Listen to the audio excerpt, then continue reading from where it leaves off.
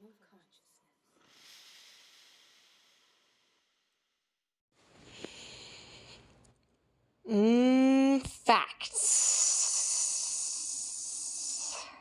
Some facts. Police officer is not in the top 10 most dangerous jobs in the United States. It is number 18, so it is more dangerous than being a taxi driver. It's not more dangerous, though, than working on a farm, working on a construction site, working in a hospital, working, what are some of these other jobs? There's all kinds. Apparently pilots are also one. Fishermen are extremely dangerous jobs. So is a logger, people who do logging, unsurprisingly. But if we think about it, who's making a lot of money on this list? Aside from the airline pilots, police officers are kind of the only ones there making a lot of money. Other facts: in the United States, 1 in every 1,000 black men will be killed by a police officer, and not like have a bad altercation with or get beaten up by, but actually killed, just outright killed by a police officer, which is a pretty wild fact if you think about it. Think of how many people you know, and if 1 in every 1,000 was killed by a police officer, how would you feel about the police and the funding they receive, and the way things are structured right now, in so many places? I live in Toronto, and the rates at which black people are randomly stopped on the street by police officers are comparable to the United States, and those rates are high. They're much higher than everybody else. Across Canada, black and Indigenous people both experience this phenomenon of being stopped for doing nothing by the police. Other interesting things that are facts. Dollar for dollar, if you want to prevent crime, it's better to invest in social programs than in the police. Yet the municipal police are often the highest budget item in municipal budgets, and that includes the city I live in, Toronto, outstripping transportation, public health, childcare, roads, paving the kilometers upon kilometers of roads we have. None of that compares to the budget for policing in a city that is renowned for its safety. Even when gun violence is an issue and we see record-breaking gun violence, it's still an extraordinarily safe place to live statistically. And interestingly, we would probably be able to stop that gun violence through investment in social programs and not police. Sometimes people, white people specifically, but all kinds of people, especially people who aren't black, feel like they have to police their own speech these days in social media or in polite company. I can't speak my mind, and therefore the things going on in society are bad because they are preventing me from speaking the way I'd like to speak. And that's kind of how a lot of black people feel.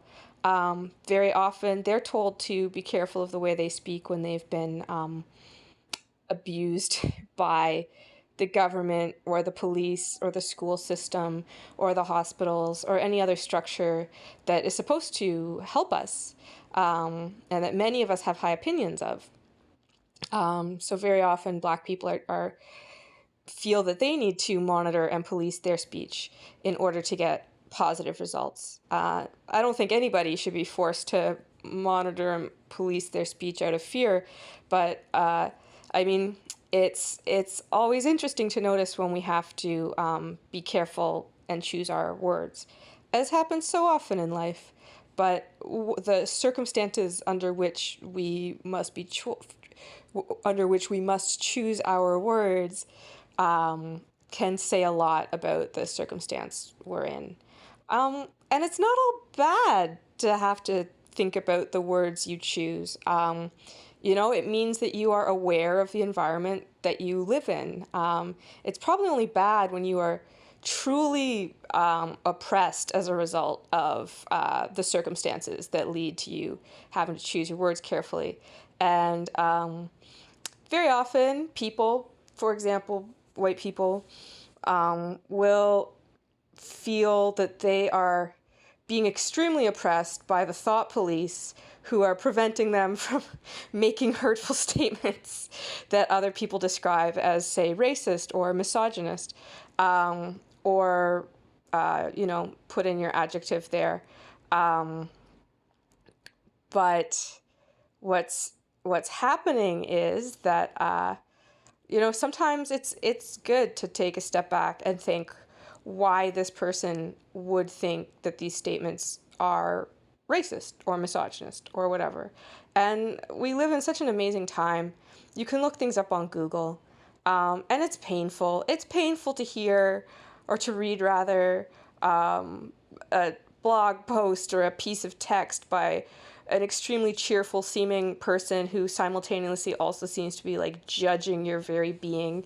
But if you read what they have to say with an open mind, sometimes you can be very surprised at your own ability to change.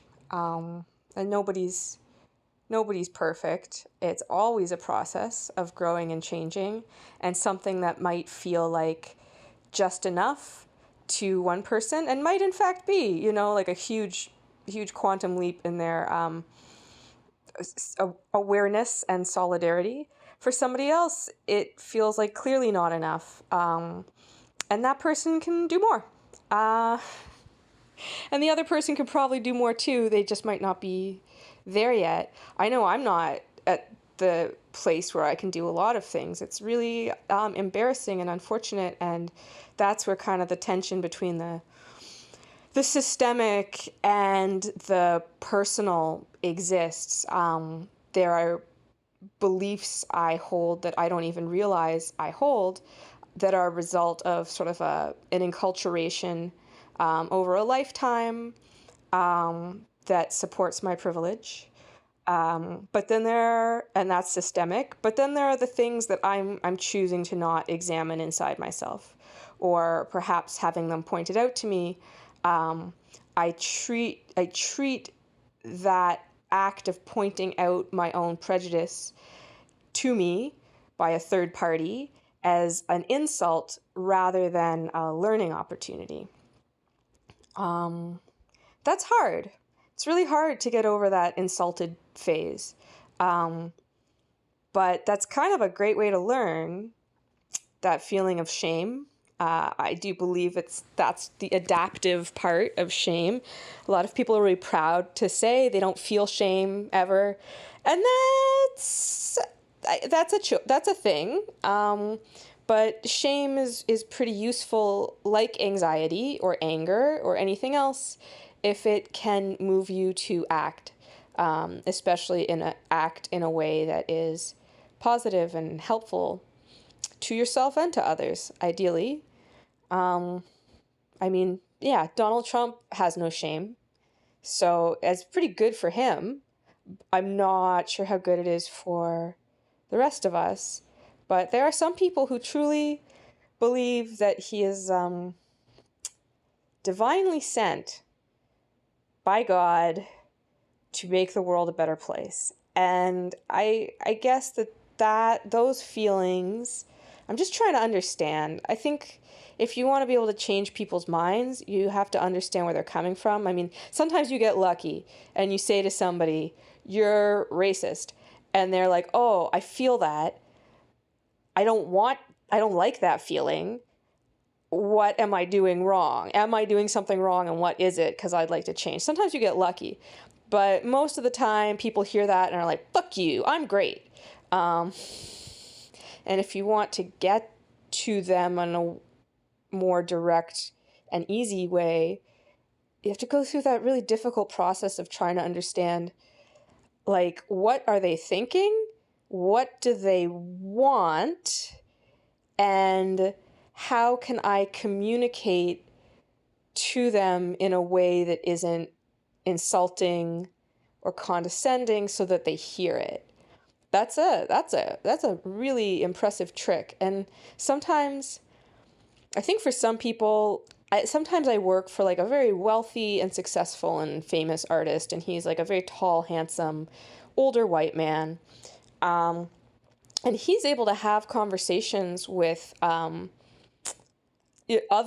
white men where they will talk about like, like universal health care is total bullshit, or like climate change isn't real. And A, he's extremely intelligent man. B, he's extremely well spoken. And C, the figure that these words are coming out of is much more palatable to these people than a lot of other bodies on which the mouth is included would be. So sometimes you can't choose that, though. There's a journalist I once saw. I think she's British. I don't know, but she might be with CNN or something like that. And she's a biracial woman, and she's got kind of like a Louis Theroux vibe. And I'm sorry I don't know her name, but this was, my God, like 15 years ago I saw her.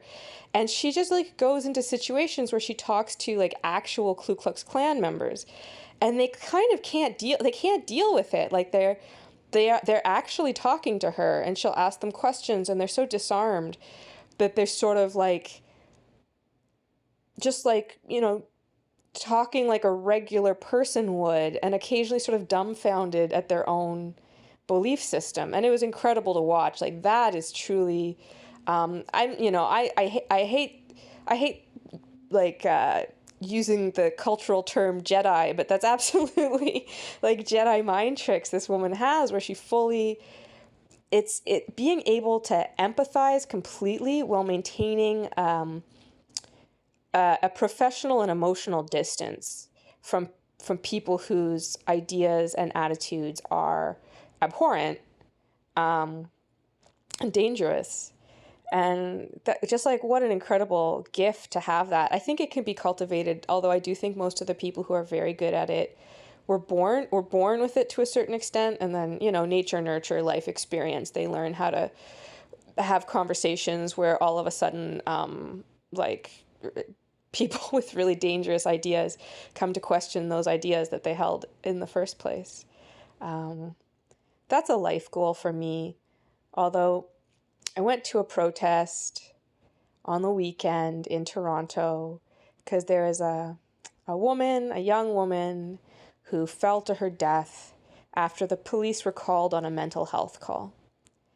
And of course, as is usual, there's the press puts this in the context, and we're looking at this in the context of, like, the George Floyd protests are happening. The United States is on fire about similar issues. And this is Canada, so there are no riots. Everybody's wearing a mask at the protest. The police chief is like, this is a great protest and I'm proud of everybody. So is the mayor. Everybody goes home, at sunset, and it's almost solstice in Toronto, so sunset's at like 9:00. So this is Canada, but the grievances are real. So this woman dies although I think this woman dies after the police arrive, make the mother and brother stand out in the apartment hallway. There's between 5 and 8 police officers. I'm not 100% sure why they don't have the set number, although I have heard 6. And they enter the apartment, and within 2 minutes, she's dead on the ground 24 floors below. And so a lot of dialogue that comes out, even from our black police chief, is like, oh, well, we don't really know what happened. Wait until the investigation. We're going to find out. But then if you take a few steps back, like if my mom made a mental health call on me, are 6 police officers going to be running in? And if they did, I would probably jump off the balcony too, trying to get to the next balcony either, because as a person in a middle of a crazy mental health crisis, I would be terrified of the 6 gigantic police officers in full, like, bulletproof stuff with guns. And that's something that kind of gets a little forgotten in that like maybe the whole police tactic is problematic there. In fact, the demands of the protest in Toronto were not arrest the police officers. That wasn't even on the table. The demands here are to get the cops off of the Special Investigations Unit. This should be a civilian oversight body. Investigations should be conducted by civilians so that there are no buddies on the force when you're looking into situations like this. Because recommendations from a civilian oversight body might be, actually, we don't need this many cops, or there might be fundamental problems in how we respond in the first place, which is true. Though that's true. There's fundamental flaws in how we respond in the first place, and this is Canada. I'm gonna just state that again. I mean, I don't know. I was talking with a friend in Sao Paulo, and it's a nightmare down there. The same week that George Floyd was killed, a 14-year-old boy in Sao Paulo, the police entered his home and shot him in his bed while he was sleeping. And police violence against Black people in Brazil is extreme. It is regular. It is on a scale that they do not see in the United States. And so my friend was telling me about a friend of hers who was like, why are these Americans complaining? They don't even know what it's like to have it bad. And my friend, who's very kind of like zen at all times, despite the extreme conditions of oppression that she lives under, she was like, like for them, this is a really shitty situation. And it's true. It is a really shitty situation. And I don't think that Brazilian woman should have to settle for American levels of brutality as like a better option than what she's got. Nobody should have to have it. And I don't know, talking more with my friend, we sort of discussed this idea that like, we hope that Black Americans get their freedom today, now. We want it. And we also hope that when that freedom comes, that all Americans won't forget that Black people around the globe are oppressed, including all of Africa. And it would benefit the entire planet and all of humanity to maybe examine how those structures can be dismantled as well. There's this crazy thing my brother told me about. He sent me this documentary, and it's absolutely insane. It's called the African Franc. And, like, the franc, that's French currency. And, like, even the French don't use the franc anymore. They've got the euro. What is the African franc?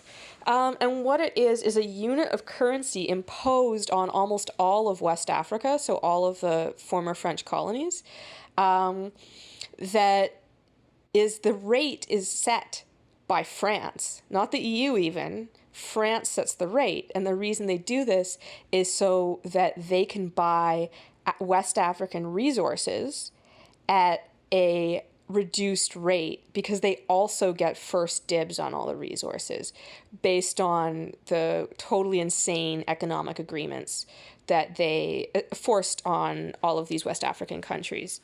So that's already totally demented. And then unsurprisingly, it's well known within the French government and among economists that if France didn't have this arrangement with the African franc, their economy would be worthless. Like, they might as well be, I'm trying to come up with like a terrible country. I don't want to, I'm trying without insulting that country, but basically like the French economy would be like just struggling. Like, it would not be a first world economy. That's a fucked up system, and it's crazy to learn about this in my mid-30s. Yes, that's how old I am. And that's just how it works. In Canada, in Toronto, we have the world's largest mining stock exchange in our city. So the Toronto Stock Exchange, who cares about the Toronto Stock Exchange? It's not like New York or London. And that's very true. However, it happens to be the stock exchange for mining. So it doesn't matter where you are in the world. If you are a mining company, you trade on the TSX. And why is that? Well, Canada is a resource-based economy, so it kind of happened that way. Toronto's also a banking city, and we have very robust and strong banks. There's really only like 5 banks in Canada. They're called the Big Five. They sort of control all the banking. There's also credit unions, but for the most part, you are banking with one of the Big Five. And it has some advantages. There's a lot of stability. So when the financial crisis happened, 2008, 2009, there wasn't really any problem with the banks. Like, these banks don't need to be bailed out. However, part of that is because they're making all of their money off of these resource extraction projects, most of which are completely reliant on the exploitation of indigenous land in North America and South America, Africa as well, parts of Asia. So that's how we make our money. And then also disturbing is that, as all of the treaties were signed with the Indigenous peoples in Canada, in our country here, and the Indigenous people were paid for their land. That's a contract, you get money. They were never actually given the money. The money was put into trust, like you would with a dependent minor. And it hasn't really been said when or under what conditions the trust money will just be given back to these communities. Nations, there's diverse nations all across the countries. They all have their own agreements. But none of the agreements really actually are being honored in the sense that, like, they're not being given their money. So in this country, when we, spend money on Indigenous people, it's really common for people to be like, oh, like, listen, they're whining, they don't pay taxes, we're always giving them money. And it's like, yes, we are giving them money. It's their money. We take out of their trust and hand to them like they are an undergraduate student with a coke problem who we have to, like, carefully monitor because we're dad. And that's not really cool in any way, shape, or form, because that's not the situation we're in. But our banks, part of the reason that this situation persists is that our banks make interest off of this. So a lot of the float that the banks hold are these extremely large trusts that they're holding. So it's easy to be, like, nice and friendly and generous with your money when you didn't have to work too hard for it and it's not really yours. That's fine. In that I can't do anything about it right now, sitting on my couch, talking into my phone to nobody, to maybe the 7 people who will get 23.5% of the way through this podcast. I started looking at analytics. It's a terrible idea. It's a terrible idea to look at analytics, because then am I making this for an audience? And I guess I obviously am. It's a podcast and I love an audience, but it's very disheartening to be like, oh, only 5 views for this one. What can I do to push metrics up?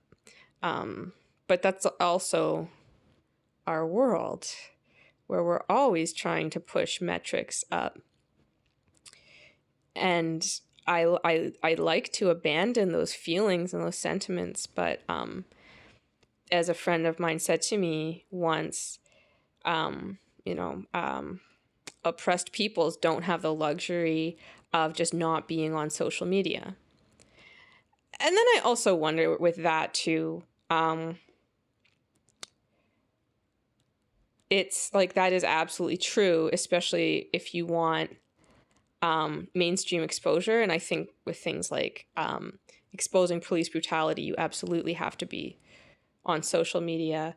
But it's that double-edged sword where you're also being monitored, turned into target markets, having your organization and strategizing publicly monitored, which I don't know, I guess like back in ye old days or even today, like you sit around in person with a group of activists and you never know who the like infiltrator might be. They still do that. There are still infiltrators in all kinds of groups. It's crazy, but it's true.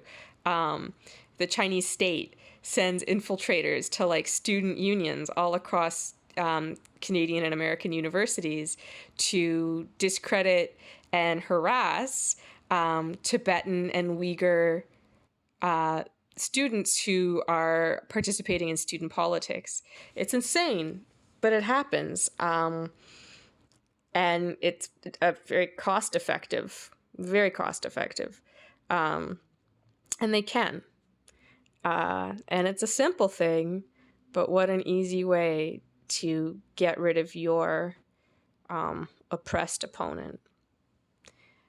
But I'm very fortunate sitting on my couch here. Have had very little anxiety, except for my anxiety over other people's well-being. But I've also learned that like it's the same thing I've been feeling throughout COVID, and that is that I like however people are reacting to this current moment is entirely appropriate as long as it's not violent or offensive. And I don't really take it too personally if I don't hear back from people or if they have like a bad reaction to my not telling them exactly what they want to hear, or a bad reaction to like my not fulfilling an unreasonable request. Because it's fine. It's totally fine. In a real emergency, I'm there. If there's something that's like a very concrete issue that we can resolve right now, I'm there. Never mind right now. Like, if there's an issue, you want to work with me and we can resolve it, I'm there. If you don't want to talk to me because you've got your own shit going on, I'm also very happy to leave you alone. I don't need to worry about it because you're going to be all right. I'm going to be all right. We're all going to be all right. We're all going to be all right. It's just a lot of, it's a little civil war happening that I think we were all sort of expecting. It's not really a surprise. It's really terrible to see people getting hurt. There aren't currently mass casualties, which is great, because it also means that it's a worthwhile fight when you consider how many Black lives are lost to police violence in the United States. So I guess that's just where we're at. We wait and see we watch the forces of evil amassing. It's still so hard to know what's going to happen. Something's got to give, though. Something's definitely got to give. And it's also definitely better to try and remain calm and centered if you are not somebody who is directly impacted by current events, because at some point it's very likely some people are really going to need your help, and you just need to be ready for that instead of freaking out in the corner over things you can't control, which is not me. But we all got to live through our own experience right now. And sometimes the things we can't control also directly impact our lives. So I don't judge that, but it's a hard one out there for a lot of people. Anyhow, I keep talking. I debated whether or not to record anything. But then I keep thinking of that phrase, what is that? White silence is violence. And nobody wants to be trite. I figured that if I could start with some basic facts that have been helpful to me in understanding the context, and also some context under like how police violence against Black people differs from how things like this are contextualized when the people suffering from them are white, that it would maybe be helpful. And yeah, it's not just in Canada, it's in the United States, it's in Brazil, all across the world. Indigenous people are suffering equally under these systems that have exploited their land and their bodies for so long. And we just be aware. Just be aware of that, and that's step one.